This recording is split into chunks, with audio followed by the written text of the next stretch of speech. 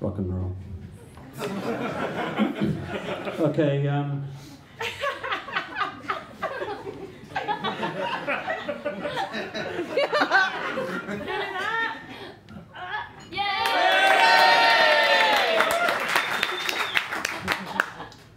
Smooth. Thank you. Quick public service announcement.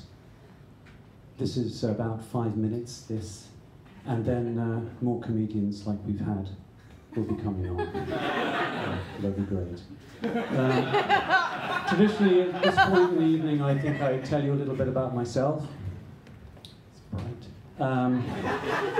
I'm married. Been married twice. And that's not funny. That's rude. And this, the second one is a keeper. I feel sure of that.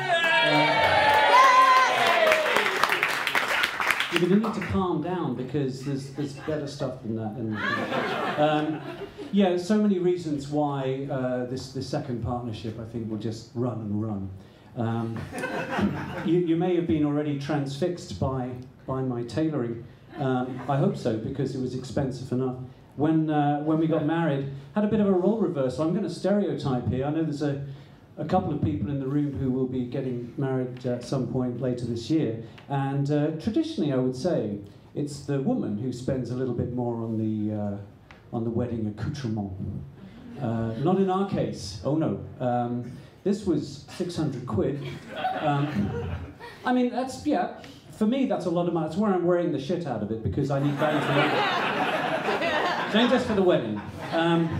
My partner's was £40, and that went straight back to the charity shop. Rings. Apparently you need rings for the ceremony bit. I went down Woolworth Road, went to our local jewellers, 250 quid on a lovely white gold affair. Probably shouldn't use affair in the marriage contract. Hers, while I was in there, she popped down to East Street Market, if you're familiar with the elephant, and she picked up hers for a tenner. Now I think about it, I think she got a bowl of rings for a tenner. Bowl of limes at the same time.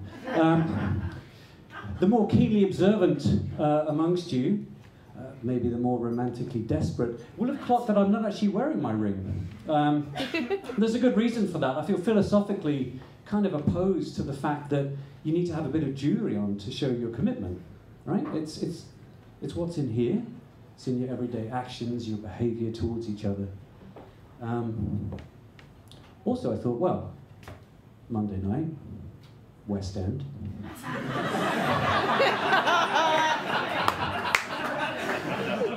Yeah. Well, see where the evening takes us.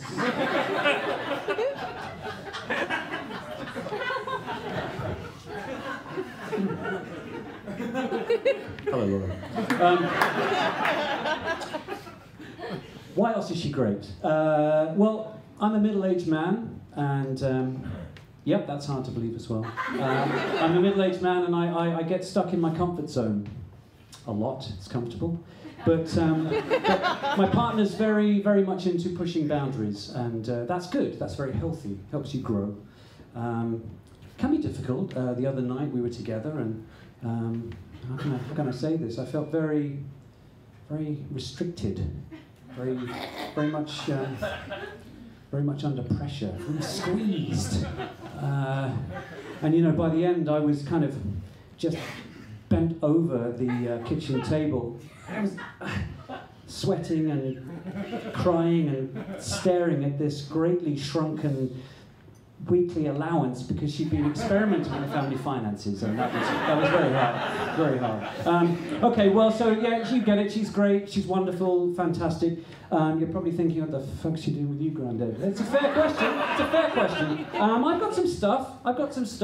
I've got one thing in my favour, is I have a very big title. I've got a. I'm actually, in our household, I'm known as the Hod.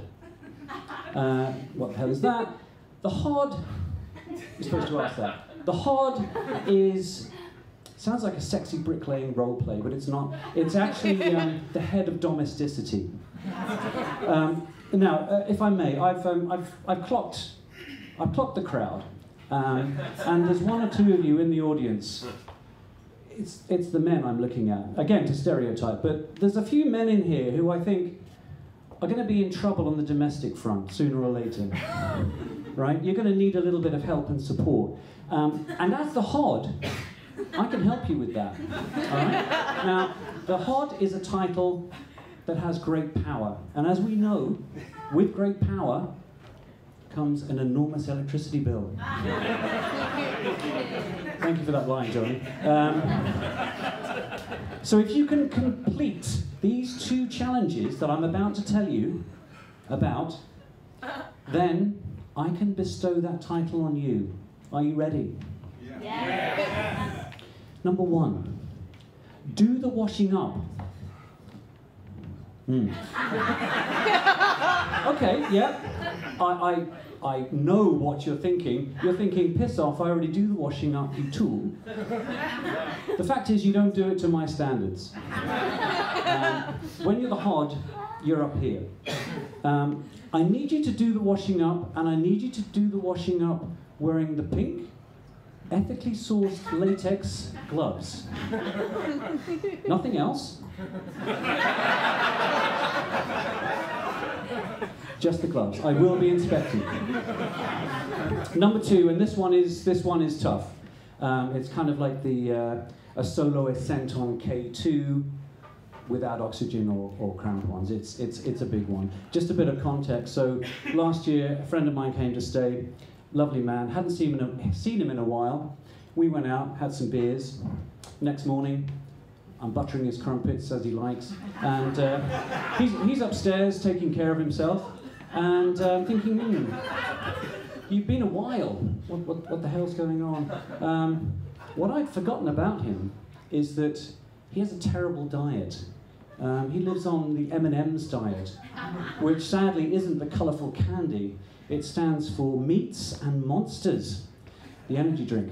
So that actually meant a monstrous state was left in the bathroom. You need to picture yes, it was grim. Like a mini Victoria Falls just overflowing the porcelain. I'm sorry for those of you who haven't had dinner. So anyway, but if you can complete those 2 challenges, the title of Hod is yours. And finally, as my first wife said, I'd like to leave you now. Thank you very much.